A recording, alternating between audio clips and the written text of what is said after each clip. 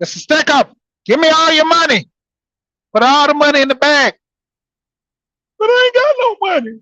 Well, give me your mind. My little intro. All right, so we back at it again. Getting robbed by the mind is very easy for most, some quite difficult. Now, the thing is, you got family that supposed to, technically have your best interest. Literally should be there for you, help you out, time of need, you know, all those good things wrapped into one. The basis of this is what? Learning life skills, just at bare minimum, learning your ABC.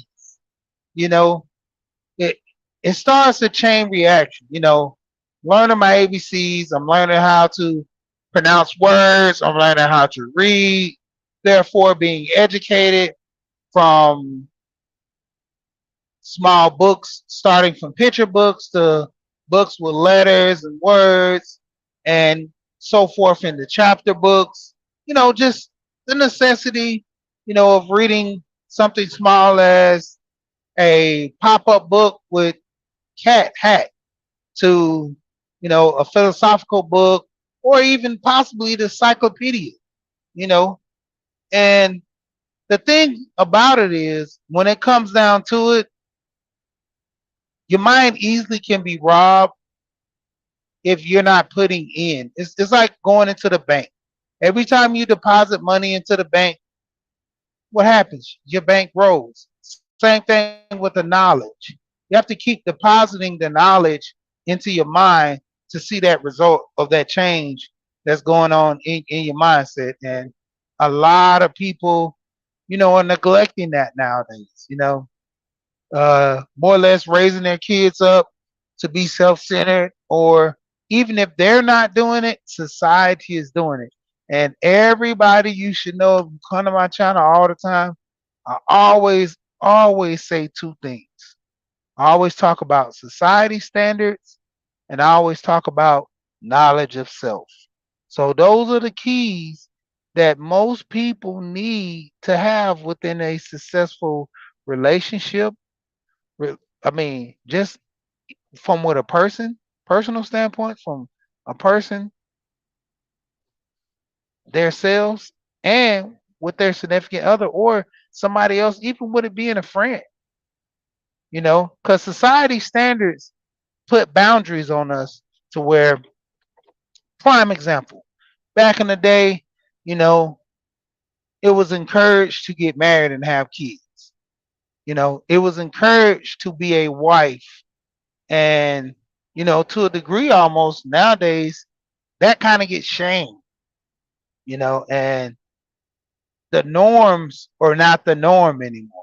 You know, like I said, it was a common thing for a person to go and get married, and no matter to a degree what age, just legal standpoints, to two young people get married, go off, have kids, have a successful life together, you know, doing things positive, you know. And nowadays it's more common to have a baby daddy and a baby mama versus, the age of being married. And just like I say, with the robbing of the mind, to a degree, that whole standard on marriage is not really pushed and taught no more.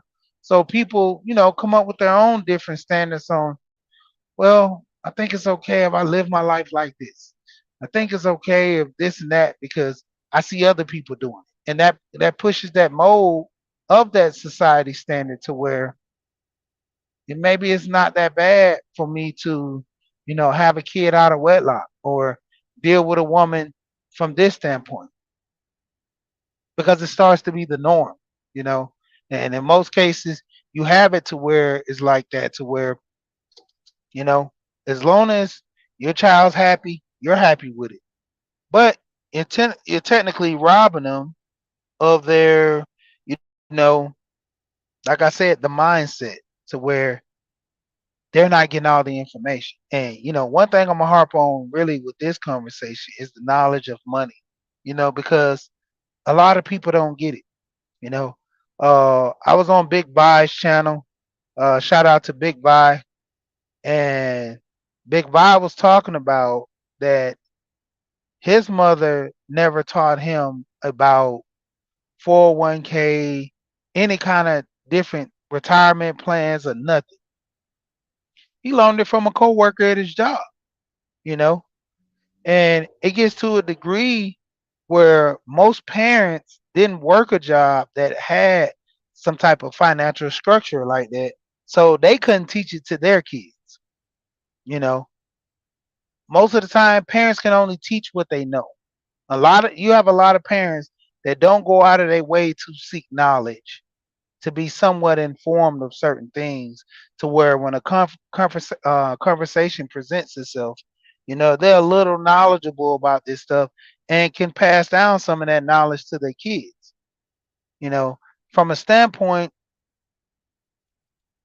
even with banking, most parents, they know if you pay the bills, you're fine. If you don't pay the bills, they're going to cut the lights off. So they work to pay bills. Several times, even with me at times I had to guide myself from this of just every Friday, what all I gotta pay. I don't want nothing cut. I don't want, like, getting to a point to where my finances are at ease to say, oh, I pay this bill early. Oh, I pay this bill next week. I got the money. Or when the bills come out, that day I pay it. You know, I got a family member, they pay all their bills from the first and the fifth. If the bill don't come out or is already paid for last month or something to that degree, he'll guesstimate, because typically he knows the bills around this much money, and sometimes he'll be real down to the penny, where he'll go out and look at the meter, and it gets kind of hectic with that. But the point of it is, you know, when it comes to the knowledge of that, he had it from his parents. His dad had his own business, so enably he ended up having his own business. His mom was in accounting, so that's why he's good with money. And his mom went to school for account, which is my aunt went to school for accounting and IT. She went to school. Well, I'm gonna go on her work history, but basically she went to school for accounting and IT, which in then return taught her kids life skills and things of that nature as well. To where even one of my cousins, she was running her own school supply business at her school when she was in high school. She was essentially getting all the supplies wholesale and selling it at the school. When she graduated, they were putting in orders after she left, and after a year or so, she just stopped doing it because it was starting to be a lot for her to, always come back and sell back to their old school. But she was getting it at such a good deal. But the thing of it is, when you have situations like that and you don't have nobody come in and kind of step into play or train or work somebody, it gets to a point to where you have to quit it. You don't have a apprentice coming up under you. It's gonna make it hard for you to trying to keep that going. And but for the most part though, the crazy say the least, the mindset that they had right there, it was from their family teaching them. You know, Nobody was saying, "Oh well, we don't know about business, so we're not going to give you the information. Uh, we're not entitled to some of this stuff. So a lot of stuff that we know, we just can't teach you," because it was always a thing to where they were teaching the kids because they knew the knowledge. And when they didn't know the knowledge, guess what? They did like most cultures did. They went out and sought after people who knew of this stuff to educate them on it. My cousin ended up going to school for auto body mechanics and diesel, and sought after some family members that worked on automobiles. They was in the auto industry, mechanics, and gave him some pointers on that. My brother, he dealt in welding. You know, he got taught a little welding from my granddad, and he wanted to go deeper into it. Everybody on my granddad's side, all welders, from small tack welding to welding train carts, all that. Like that's what a lot of their profession was, you know. So the skills were passed down and taught, you know, the knowledge wasn't kept, the knowledge was pushed out and so forth. Same thing with my kids now. A lot of things that I'm learning about life insurance. One of my sons now think he's gonna be the richest man in the world when he turned 18 and get his life insurance. I told him that's not the case. That's the thing. A lot of us we're entertained and things by this nature, but more or less we get robbed of our knowledge because when you're being entertained to a degree, you're learning something about a celebrity or a situation that's going on, could possibly help you in certain cases, or give you a little knowledge to a situation. But being entertained not with the intent of learning and gathering information or getting something, that kind of poses a problem for most people, because you should be learning something. You should be, pushing yourself forward every single day. And to a degree, most people are not. And so that's why, to a result, a lot of times we're suffering the consequences of not knowing. And that's one of the biggest issue that we have. Even with me, like I always tell the story about my grandma being in the hospital, and I'm taking her credit card, with her debit card, and paying the bills with it. Only thing I didn't pay was the mortgage. I paid all the utilities, just didn't pay the mortgage. You know, and a lot of times when it comes down to people not knowing, they just they freeze. They basically essentially get taken over, taken advantage of. Because if I don't know how to pay bills, let's say for instance, with not knowing how to count money, something basic, you learn this as a child, know the difference between a nickel, a quarter, a dime, a dollar bill, a $10 bill, a $5 bill, 20, 50, 100, and there you go. Now, knowing the money and counting the money are two different things. You see a two and a zero, you know that's a 20. Now the problem lies is when you have a 10 and a dollar, same thing. One's a 10, one's a dollar. Now, giving somebody some change, that's something different. Somebody give you $100, and let's say the bill was 54. So they're gonna get back $46. Do you give them two 20s, and say, well, I don't want two 20s, give me some change? Now it gets complicated, because if you don't know how to count money, first of all, $46 is gonna be hard, because either if you don't have no 20s, or you're gonna give them all tens or four tens, or how many fives are you gonna give them? You still got to give them a five from the $6, or do you give them six ones? See, that gets complicated for a person that don't know how to count, just in general, counting money. That brain is already robbed right there. You know, you're gonna go, somebody give you $100 and they get $46 back. You give them $86 because you don't know how to count money. You know, you might end up giving them 50, a 20, and a 10, a 5, and a 1. There you go.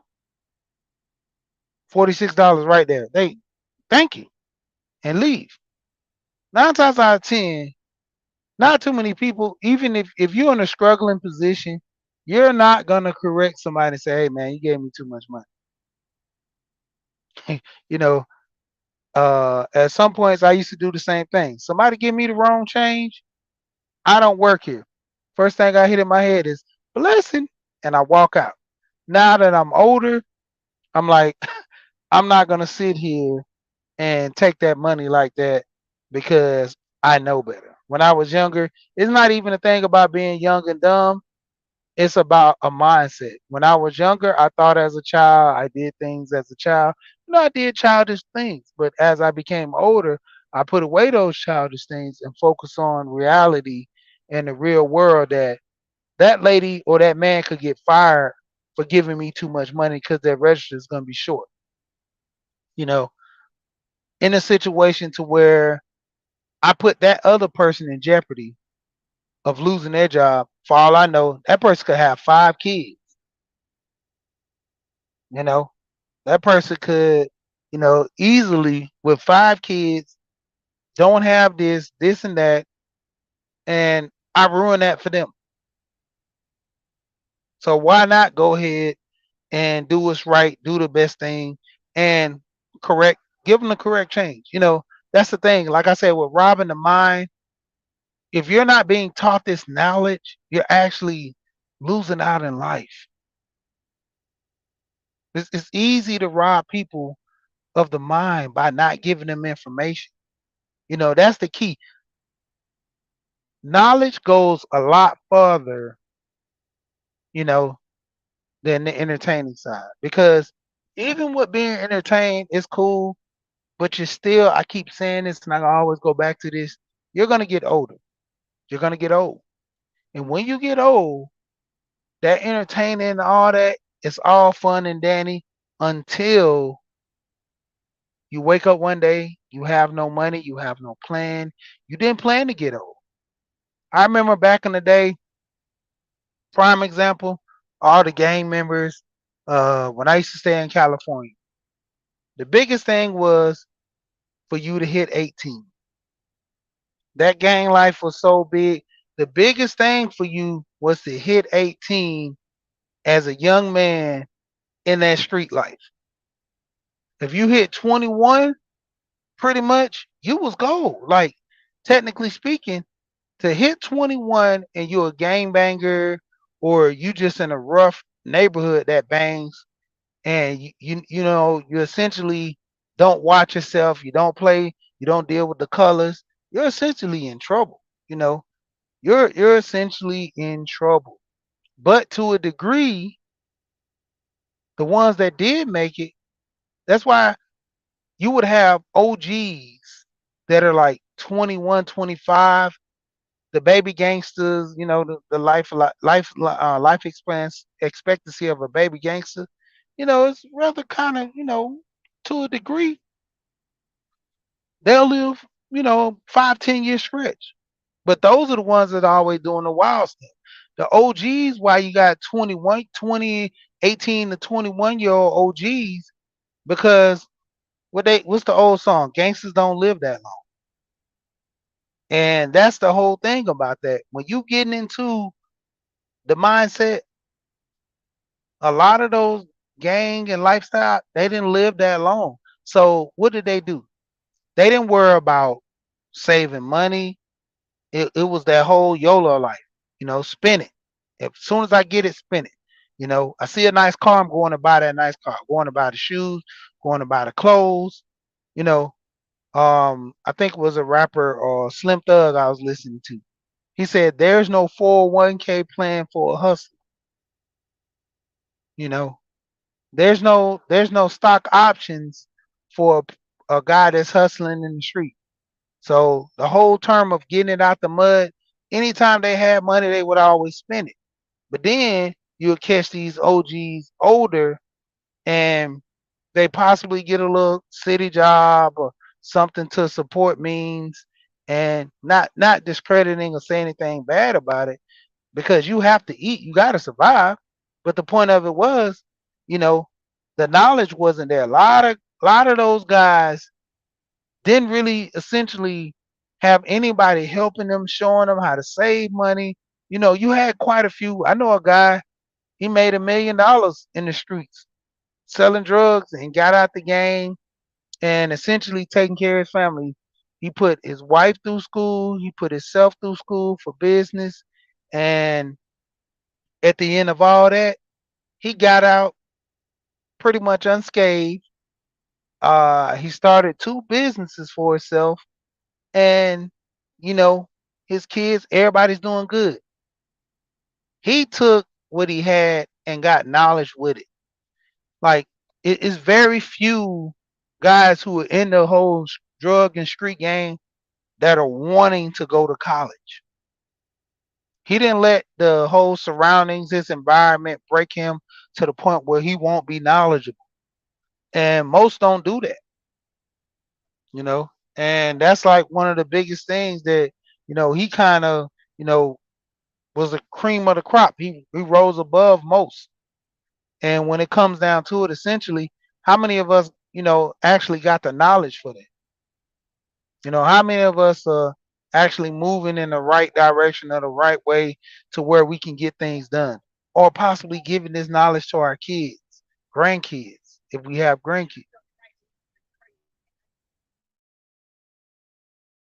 And I mean, the craziness of it is that like how many of us have stuff that we can push forward to our kids or that can, we can help our kids essentially do better so that, their mind won't be robbed. Put them in position to win. You know, a lot of times these kids are stubborn. You can't teach them something, but for the ones that do or the ones that want to listen, you know, hey, show them because that's the thing. Stubborn mind. And you have a stubborn mindset. Hold on one.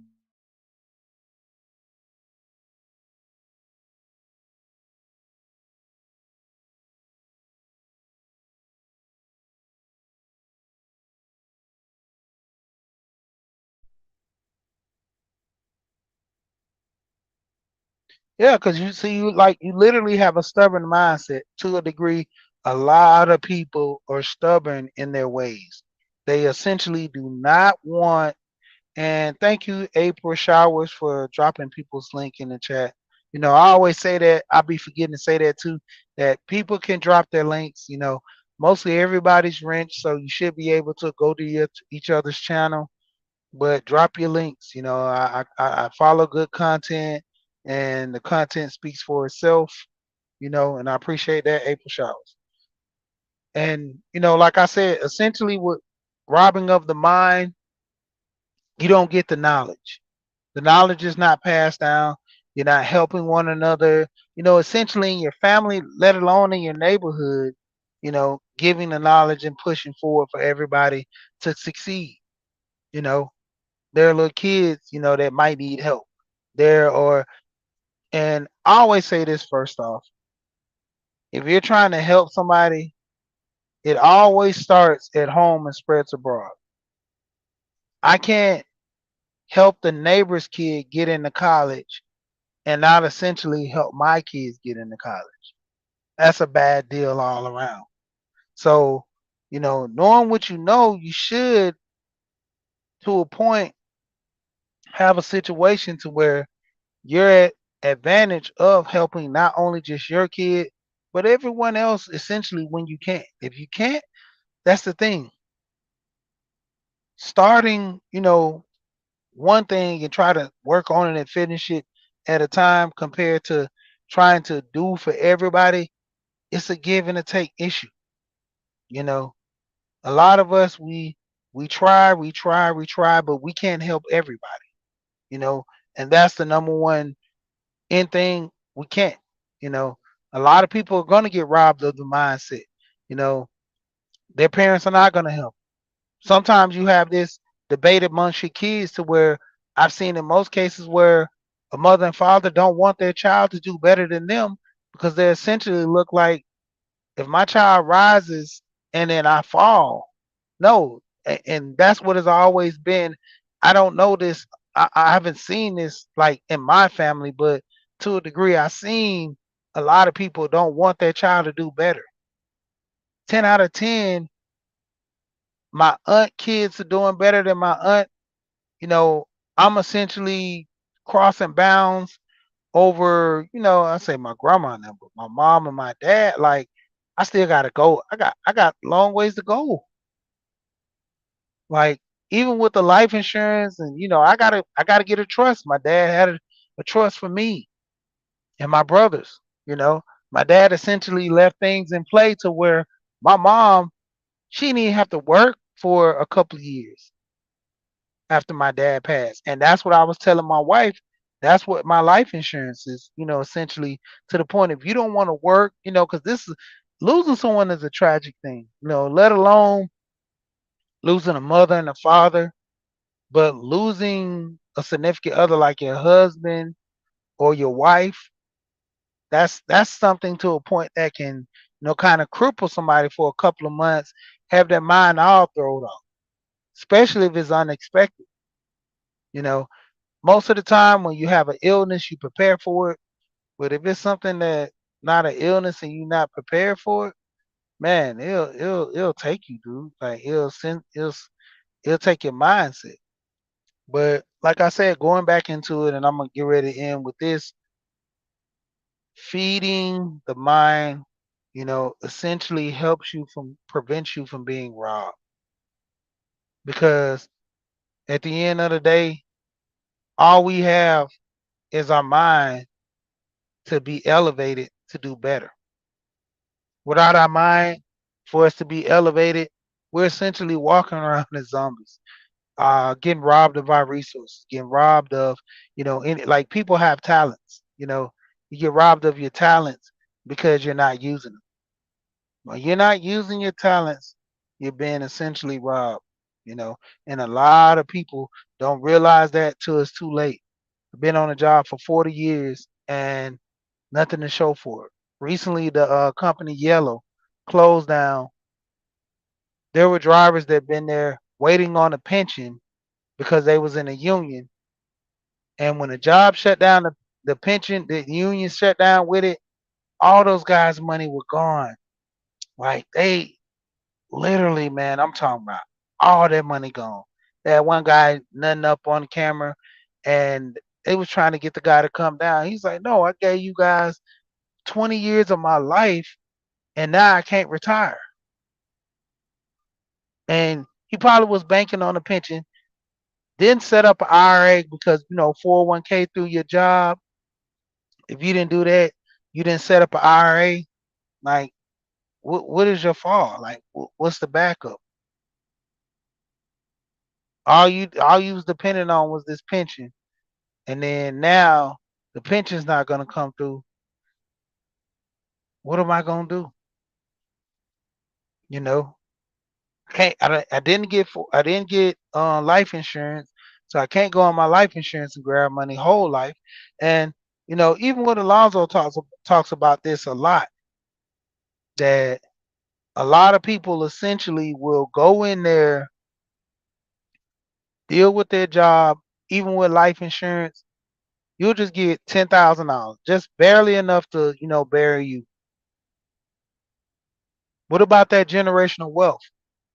What about feeding the mindset with that? You know, I always talk about this. If you don't put no money aside for your kids or for your grandkids, it's going to be a reset for them. It is definitely going to be a reset for them because with the reset, they don't have no money. They're starting from scratch. You essentially, when your parents died or when you got older, your parents couldn't help you. You're starting from scratch. You ain't got no money. You see how this works? I had one of my friends at work. This guy went to college, failed out, and started working with me at this job. He was staying with his parents in their basement. They didn't charge him any rent or anything. They told him he need to get himself together. He need to go ahead, work a job, save some money, and buy a house. Cool. His whole thing was saving money and buying a house. But meanwhile, while he's doing that, He was partying and living life. Didn't have to pay any rent or anything. Roll up this window. So he didn't have to pay any money or anything. So all his time and energy was devoted on saving for a house, properly, getting his money together for buying some furniture. And the money he was saving for 20% down payment. They didn't want him to save for 3.5. They wanted him to save 20% for a payment. Make sure if he get 20%, he said his father was gonna match it to the point where if he get 20%, his father's gonna match it. So that's another 20%. That's 40% down. Or he can take his 20, put it on the house, or take his dad 20, put it on the house, and take the other 20, go buy furniture or whatever. But the smart thing is taking that 40%, putting it down on the house, it essentially lowers his payment. Buying a house right now, a $280,000 house, you're looking at about 1,600 a month, and that's with 20% down. No, I'm sorry. That is with a three. What is it? Three? I think it's 3.5. Yeah. If you're putting 20% down, you're gonna get close to like $1,000, and then 40% down, you're essentially paying like $700 a month on this house. Like, and the thing of it was another kid I knew. He graduated, and his dad was like, "Stay here until you save up enough money and buy a house." How many of us gonna do that for our kids in our neighborhood? How many of us are, as soon as your child turn 18, get out? You know, to a degree, soon as your child is able to get a job, give me some money to put on these bills. But my daughter, when she was working, my son was working, I told him, y'all take y'all money, do whatever y'all want. All I need y'all to do is pay your cell phone bill. You're gonna have to pay something responsible, to show get some responsibilities. And I made my daughter pay her car insurance just like my son. Other than that, that's it. You essentially is just working to provide for yourself. You want something extra, you want something for school, there you go. You have a job. I'm not buying it no more. Teaching them responsibility. I told my wife, I said we should make them pay the light bill or something and just take that money, put it to the side and put it in the account. So when they get ready to go to college, the money's there. She's like, I don't want to do that. I was like, but the thing of it is, it's a savings for them. They don't know. We're not gonna tell them that we saving that for them. And my wife was like, I don't wanna. I was like, I paid a bill when I was at the house. It wasn't no savings for me, but the point of it is, I'm teaching the kids how when you save money, this will happen. So with my twins, that's what I'm do with them when they start working. They got to pay a bill. I remember my friend mom, she did that. She made her boys pay a bill, and the crazy part is these kids would always leave the lights on. They would take an hour shower, and the one that used to take the most time in the shower, she made him pay the water bill. This guy walked around the house like a hawk. He was like, hey man, 15 minutes. He'll take a 15 minute shower. He's looking at everybody else. When you in there showering, he be at the door knocking. Hey, you in there too long. Hey man, hurry up. Her other son, he was, scared of the dark. He would always leave the lights on. When she told him he had to pay that light bill, oh, you should have seen this guy. Every day he come home, I'm talking about the porch light, everything off. He got to the point where he was smart to where if the lights were on too long, he'd just go in there and unscrew the bulb a little bit, and like the bulb blew. So then you can't use it until you change out the bulb. And when his mom found out, she was like, "Boy, I've been throwing away light bulbs, and that's what you've been doing."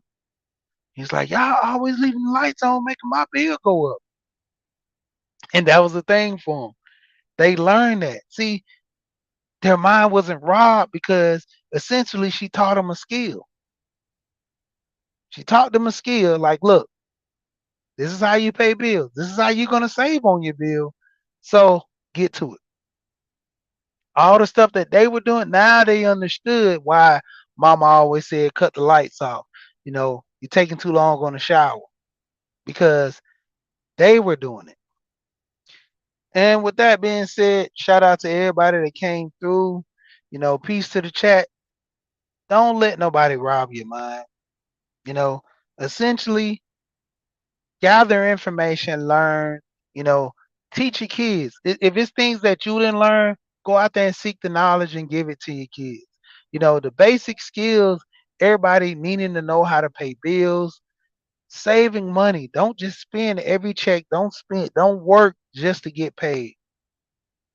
Work to save money, work for a rainy day, work for vacations.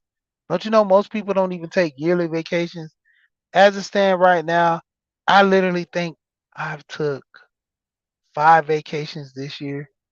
All my friends like, man, y'all take so many vacations. And my wife, that she said this is for her therapy and her stress. So we take a lot of vacations. But these small just getaways for the weekend. But the thing is, essentially doing that, it keeps you calm. You know, you're working this job, and what do you have to show for it? I remember one time I had got about $5,000. I had closed out my 401k, got 5,000 back. I took I think it was 1,500, fixed the car. I took another what was it? Because it was 3,000. No, 'cause it's 15. So I had to like 2,500 or whatever, and paid off the rest of one of our cars. So I essentially paid off the rest of one of the cars, and I fixed another car. So all I had was probably like 800 or something left. I went and bought a flat screen TV, and my wife's like, "Why you buy that big old flat screen TV for?" I was like, "Look, I want to see what I did with my money. I see it in the cars. I I want to watch it. I want to be tangible so I can touch it." I was like, "I can touch my car, but I can't touch the maintenance that was done to that car. I can touch this car, but I can't touch payment that I paid to pay this car. I want to be able to go and say, well, this is what I bought with my money. It was well worth spent." And at the same time, my wife, she laughed, but she agreed. So treat yourself. A lot of times we work so much, you got to be able to learn how to treat yourself. And with that being said, you know what I always say? We here and we gone.